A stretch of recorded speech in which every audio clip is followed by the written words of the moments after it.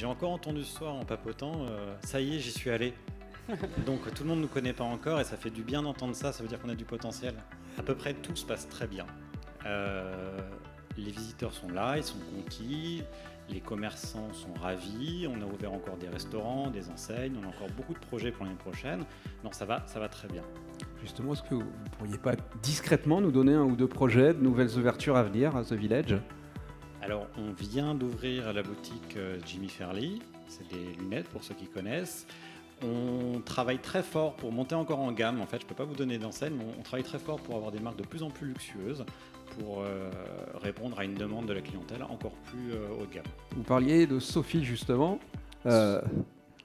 Les femmes, la place des femmes dans The Village, dans l'entreprise. Alors, la place des femmes dans The Village et au sein de la compagnie de Phalsbourg, qui est promoteur du projet. Enfin, nous, j'ai la chance de travailler dans une entreprise qui a résolu ce problème et c'est plus un sujet.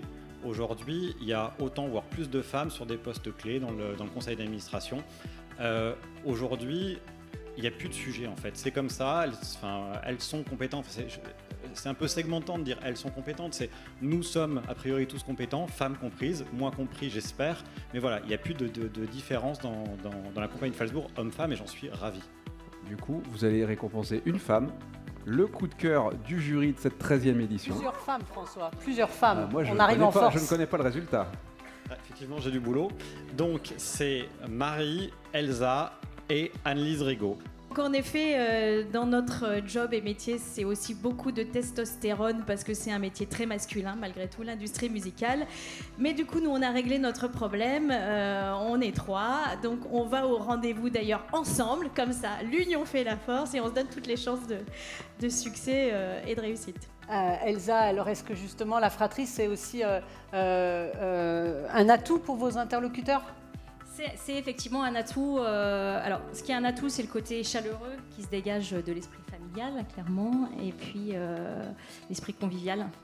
Et ça, c'est sûr que ça leur plaît, que ce soit les prestataires ou les partenaires du festival. On est vraiment dans un secteur où il y a beaucoup d'hommes, effectivement, dans les producteurs, dans les managers, dans les tourneurs, dans les régisseurs. Bon, voilà, effectivement, on est entouré d'hommes, donc c'est vrai qu'effectivement, d'être 3, ça nous permet aussi effectivement d'arriver un petit peu en force, de dire voilà, hein, s'il n'y en a pas une qui est là tout de suite, il y en a une autre qui arrive. Et puis si elle n'est pas là, il y a encore l'autre qui peut encore prendre la place. Donc effectivement, on est là et on sera là. Voilà. Donc, si vous voulez, elles reçoivent leur trophée toutes les 3 et puis on vous laisse aller à la photo, faire une photo souvenir. Et on a bien compris, si vous voulez une place pour Sting, et ben c'est ce soir, hein, il faut aller les voir avec un crément de Bourgogne.